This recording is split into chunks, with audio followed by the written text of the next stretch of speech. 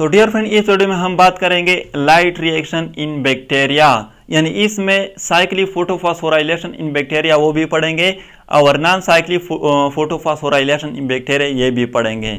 तो एक बात नोट कीजिए, तो पहले साइंटिस्ट जो थे वो सोच रहे थे कि बैक्टीरिया में सिर्फ साइक्लिक फोटोफॉस्फोराइलेशन जो है वो होता है, लेकिन बाद में उनको पता चला कि नॉन साइक्लिक फोटोफॉस्फोराइलेशन जो है वो भी बैक्टीरिया में होता है। लेकिन साइक्लिक फोटोफॉस्फोराइलेशन जो है ये डोमिनेंट है बैक्टीरिया में। ये भी नोट कीजिए कि साइक्लिक फोटोफॉस्फोराइलेशन जो है ये डोमिनेंट प्रोसेस है बैक्टीरिया में।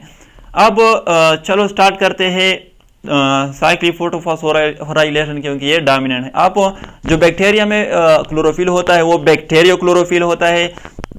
तो जब बैक्टीरियो क्लोरोफिल पर और वो ऑब्जर्व करता है लाइट ऑफ 890 नैनोमीटर का और इंफ्रारेड लाइट, तो जब इस पर सनलाइट पड़ती है यानी स्पेशली फोटोन, तो इसमें इलेक्ट्रॉन जो है वो एक्साइटेड हो जाते हैं और वो इलेक्ट्रॉन जो है वो रिलीज हो जाते हैं, निकल जाते हैं। तो ये बात हम भी समझ लीजिए कि इस क्लोरोफिल में या प्लांट में जो क्लोरोफिल से इलेक्ट्रॉन निकल जाते हैं वो एक्चुअली कहाँ से आते हैं, वो मैग्नीशियम से आते हैं, क्योंकि मैग्नीशियम जो है ये सेंट्रल एटम है क्लोरोफिल का।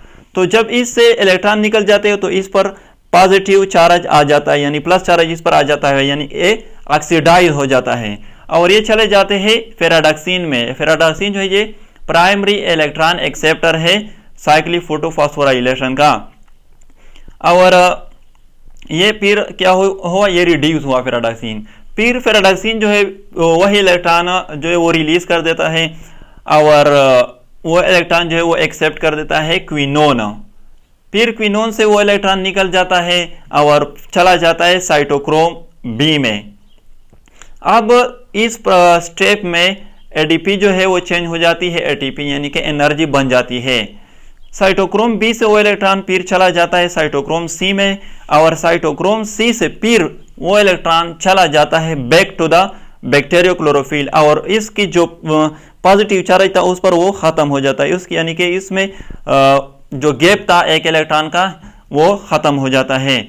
तो यहाँ पर इस एटीपी को हम साइक्लिक फोटोफॉस्फोराइलेशन कहते हैं। साइक्लिक इसलिए कहते हैं क्योंकि ये जो प्रोसेस है ये साइक्लिक मैनर में होता है, यानी कि बैक्टीरियो क्लोरोफिल से इलेक्ट्रॉन निकल जाता है फिर बैक बैक्टीरियो क्लोरोफिल में आ जाता है।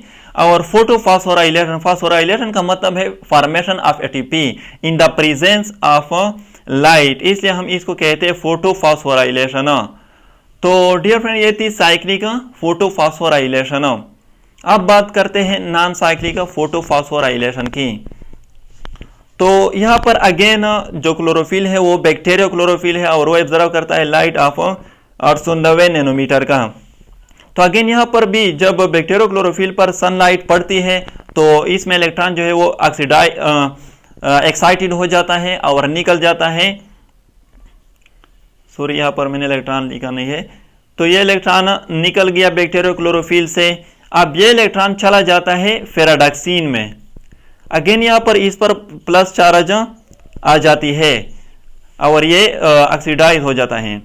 अब फेराडॉक्सिन से वो इलेक्ट्रॉन निकल जाता है और वो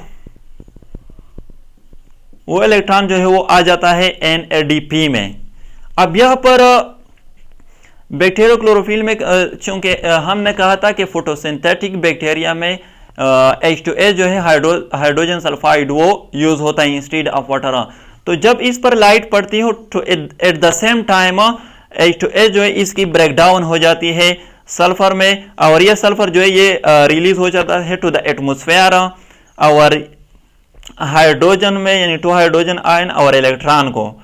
अब ये NADP क्या करता है, ये फेराडॉक्सिन से वो इलेक्ट्रॉन भी एक्सेप्ट कर देता है जो फेराडॉक्सिन ने बैक्टीरियो क्लोरोफिल से एक्सेप्ट किया था और ये H2S के 2 हाइड्रोजन आयन जो है वो भी एक्सेप्ट कर देते हैं।